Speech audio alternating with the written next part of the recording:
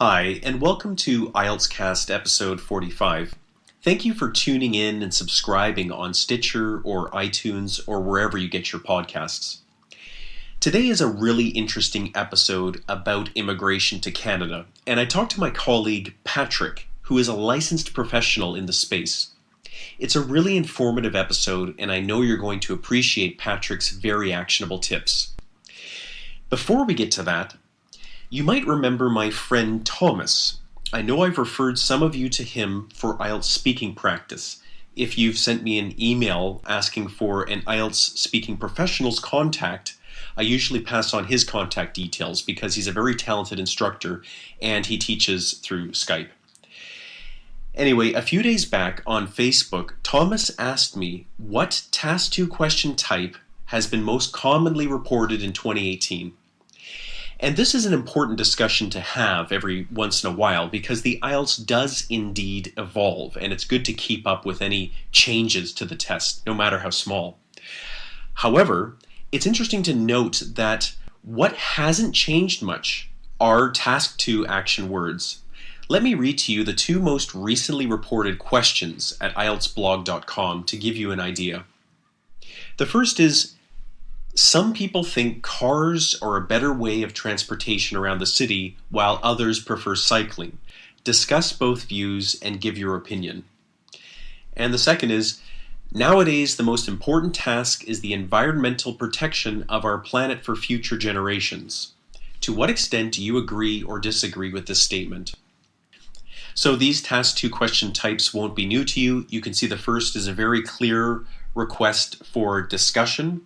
And of course, you're going to respond to this using a discussion essay structure. And the second clearly requires an argument essay. So you can see that the core question types, even in 2018, even the last two questions that were asked on the IELTS and reported to IELTSblog.com haven't changed much at all. We've seen these kinds of questions for the past 10 years. So keep practicing your argument and discussion essay structures.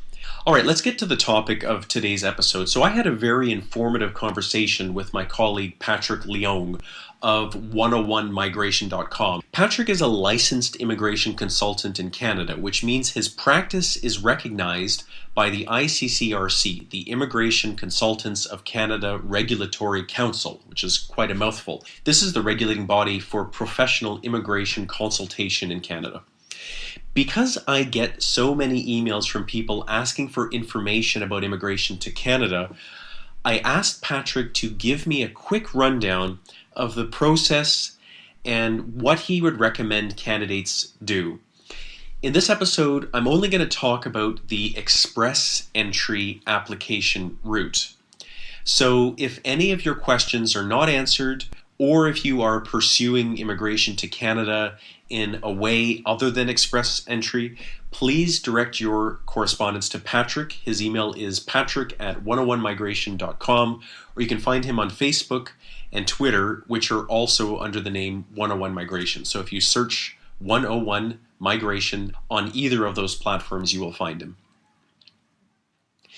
Patrick told me that the vast majority of people he works with that want to go to Canada seek to do this through achieving permanent residency, or otherwise known as PR, permanent residency status in Canada. And I'm just going to define that really quickly just to make sure we're all on the same page. Permanent residency is an immigration status that allows a person to live and work in Canada for an undefined period of time. So this is of course different from a foreigner being in Canada temporarily as a tourist or a student, or to fulfill some sort of temporary contract as a foreign expert. So permanent residents to Canada are issued a PR card, which allows them to travel to and enter Canada an indefinite number of times. PR holders must live in Canada for 2 years in a 5-year period, and they get most social benefits that Canadian citizens receive, and that includes healthcare coverage and the freedom to live, work, and or study anywhere in Canada. Permanent residents, however, cannot vote in Canadian elections. So, as Patrick pointed out, there are different ways to apply for permanent residency. And the vast majority of the PR applications he sees are through the express entry method, which can be pursued whether the applicant has lived in Canada or not. And it can even be pursued if the applicant has never been to Canada before. So this in part explains its popularity. The express entry process is a points-based system that awards the applicant points for certain qualities. For example, I'm going to describe a profile of the most common applicant Patrick sees that has a likelihood of successful application for PR. This person is 31 years old. They are unmarried. They have no dependents. They have a bachelor's degree. They have 3 years of work experience outside of Canada. And they have an IELTS Band 7 with specific scores of listening Band 8 and then reading, writing, and speaking at Band 7 or higher. So in this specific case, the applicant's attributes produce a total of 443 points. And to give you an idea of how competitive this score is, Patrick told me that there were 3,500 successful PR applications in the most recent round of the express entry Canadian immigration process. So these are results that came out in April. 3,500 people were issued an invitation for PR to Canada. Now, the lowest score among those 3,500 people was 441 points. Okay, so the profile that I just described to you is 443 points. So you can see that the profile I have described would have only just squeezed by had they applied for Canadian PR. Okay, so this is the profile of somebody that's on the lower end of the scale of people that are invited to receive PR to Canada. Now, for example, if their IELTS listening score were to be only 7, so if you remember I told you that their IELTS band score was 7, and then they had an 8 in listening and a 7 in reading, writing, and speaking. If the listening were also 7, then the total points would drop to 337. Okay, so it was at 443 and it drops to 337. And so, of course, this candidate's application for express entry would not be selected because the points score is too low. So you can see that your IELTS really is very important. You must get that band 7 with a listening band 8. You can pretty much double your points for language by just having that band 7. Now, the way that the system works is your IELTS score is converted to the Canadian language benchmark, which requires the listening score be slightly higher than the other skills. Now, Patrick told me that in his experience, it is much harder to have a successful PR application when your IELTS score is less than band 7, and he almost never sees that. So the points score is also sensitive to age, as you can imagine, and as Patrick points out, 31, if you're 31 years old or below, that's the best age for application through express entry, because this gives you 110 points for age. But when, if you're 32 and then onwards, these ages receive incrementally less points.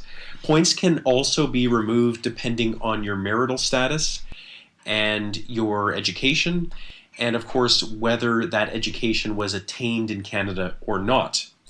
Your points are also sensitive to your work experience, and this should, like I was saying, be 3 years at least. And this is evidenced by a letter from your employer, which would indicate exactly how many years of relevant experience you have. So in the event your express entry PR application is successful and you receive an invitation to apply, which is otherwise known by the initialism ITA, invitation to apply, ITA, you will be asked to submit your supporting documents in the next step of your application. Now, although being selected to submit documents to receive the PR card is exciting, as you can imagine, because you're kind of getting into the final stages of receiving permanent residency to Canada, there are still at this point a number of obstacles that you need to be aware of. And Patrick points out that these if you aren't familiar with these or are not anticipating these challenges, they could result in the forfeiting of your entire application. So the window to submit your documents is only 90 days. And there are a couple of things you need to have aligned during this period. So firstly, you need to be able to show evidence that you have at least the equivalent of 12,475 Canadian dollars, or the equivalent of that, in savings in your bank account. And this is evidenced by submitting your bank statements. So this is where people start to get into problems because they may not have had this money in their account before the 90-day window started. And if you dump a bunch of borrowed money into your account during the 90 days, this could be seen as suspicious. So Patrick's recommendation is to have your financial picture in place before you even start the express entry process. Okay, so that when you get your invitation to apply for PR or to submit your documents, to receive your PR rather, you have the history of this money being in your bank account. Secondly, you need to submit a police clearance certificate and a medical report. And these documents can sometimes take months to receive from your home country. So you need to be aware of this and to apply for them as early as possible. Now, in the event your medical appointment date is positioned after the 90-day window, which does happen sometimes, Patrick informs me that you can submit evidence of this in place of the medical results. And even if your 90-day window passes, your hospital will submit the medical documentation on your behalf. And that's fine by Canada Immigration and Citizenship, but you just have to let them know ahead of time that this is what's going to happen.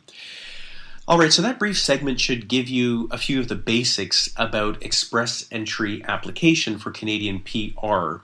So if anything was left unanswered for you, or you have a more complicated situation and you want to get some personalized feedback on what to do, you can email him at patrick@101migration.com, or go to his website at 101migration.com, or contact him via Facebook or Twitter, and that's again at 101migration. Thanks very much for listening, and I hope this episode was helpful.